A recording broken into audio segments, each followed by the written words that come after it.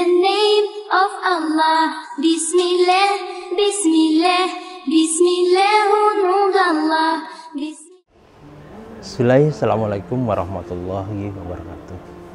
Sahabat Infira, setiap manusia mendambakan hidupnya bahagia, siapapun dirinya, baik dia orang yang beriman maupun tidak beriman. Sayangnya orang seringkali memahami keliru tentang makna bahagia itu.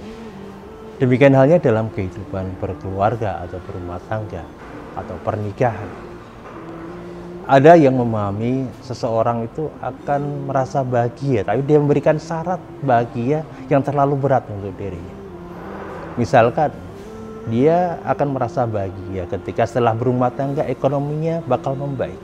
Ternyatanya dia mendapati ternyata ekonominya malah menjadi tidak kunjung membaik atau malah akan terpuruk. Atau kemudian dia mengharapkan setelah menikah fisiknya akan baik-baik saja, dalam keadaan sehat, prima, dan bisa menunaikan hak kewajibannya dengan baik. Tetapi qadar Allah, dia mendapati dalam hidupnya sakit-sakitan dan penyakit datang bertubi-tubi menghampiri dirinya, dan dia tidak siap untuk itu. Atau berharap setelah dia menikah akan segera ada keturunan, ada anak-anak yang lahir dan besar di tengah keluarga itu yang membahagiakan hari-hari mereka. Namun setelah sekian tahun menikah dia tidak mendapati hadirnya anak-anak itu dalam kehidupan mereka, maka dia berkurang kebahagiaannya. Ya. Pernah suatu ketika ada seorang ikhwan datang menemui saya, dia menyampaikan kepada saya, "Ustadz, saya merasa salah dengan pilihan saya." Kok bisa begitu? Semula saya berharap ketika menikahi dia, yang notabene orang tuanya adalah lulusan dari sebuah pondok pesantren, dia memiliki pemahaman agama yang baik. Kemudian saya katakan, ikhwati, ketika antum mengambil seorang wanita masuk dalam kehidupan antum dari orang tuanya, dari keluarganya, maka secara otomatis kewajibannya telah berpindah kepada diri antum. Apa toh kewajiban seorang suami itu?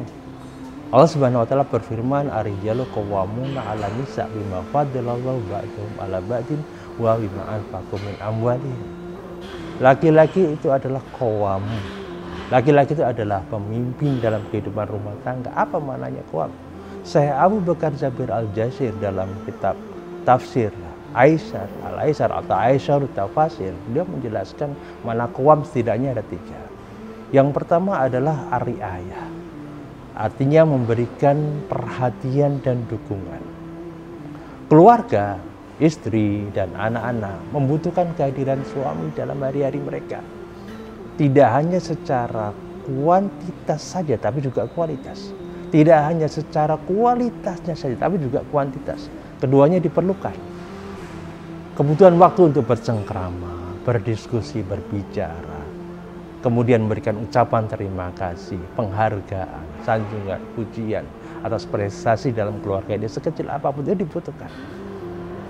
Perhatian ini dibutuhkan baik oleh seorang istri maupun anak. Maka seorang suami harus menyediakan waktunya dalam rumah untuk bercengkrama dengan keluarga ini. Kemudian yang kedua adalah himayah. Himayah itu adalah memberikan perlindungan baik secara fisik maupun psikis, baik dari sisi pemahaman atau fikrahnya maupun dari sisi keamanan jasadiahnya. Seorang suami tidak hanya dia harus menyediakan tempat tinggal yang aman dan nyaman untuk keluarganya, tetapi juga menjauhkan keluarga ini dari gangguan-gangguan yang bisa merusak pemikirannya. Perintah Allah, "Ya ayyuhalladzina amanu qu anfusakum wa ahlikum nara." Wahai orang-orang yang beriman, peliharalah dirimu dan keluargamu dari api neraka. Tidak kalah penting memelihara diri agar jangan sampai keluar dari lisannya, ucapannya adalah kalimat-kalimat yang menyakiti perasaan anggota keluarganya. Bagaimana nasihat yang diberikannya bisa merasap ke hati istri dan anak-anaknya sehingga itu berbuah kebaikan. Bukan kalimat-kalimat yang kasar, caci maki, apalagi sampai pukulan. Dan yang tidak kalah penting adalah bagaimana menjaga agar penghuni dalam rumah itu memiliki akhlakul karimah, memiliki ketaatan kepada Allah yang prima dalam artian melaksanakan ibadah perintah Allah Subhanahu wa taala secara maksimal. Kemudian yang ketiga adalah islah. Islah adalah berikan pendidikan kepada keluarga. Bagaimanapun ini adalah peran penting seorang pemimpin keluarga, dia adalah guru, dia sekaligus juga sebagai imam dalam spiritual ibadah. Artinya dia harus bisa membimbing keluarganya, istri dan anak-anaknya, dan meluruskannya ketika mereka keliru dalam menapai hari-hari untuk taat kepada Allah Subhanahu wa taala. Ketiga hal ini menjadi sangat penting di dalam kehidupan rumah tangga itu. Istri, anak-anak maupun suami bekerja sama dengan sangat baik untuk mendukung sang ayah, untuk mendukung suami bisa berperan menjadi qawam yang maksimal sebagaimana yang diharapkan oleh Allah Subhanahu wa taala. Dan yang terakhir, selain makna qawam itu adalah ketiga hal itu, wa bima anfaqu min amwalihim. Tugas yang tidak kalah penting dari seorang suami adalah menafkahi keluarganya. Ini adalah tugas dari seorang suami, mencukupi kebutuhan dalam kehidupan keluarganya. Mungkin ini sedikit yang bisa saya sampaikan. Semoga bermanfaat. Assalamualaikum warahmatullahi wabarakatuh.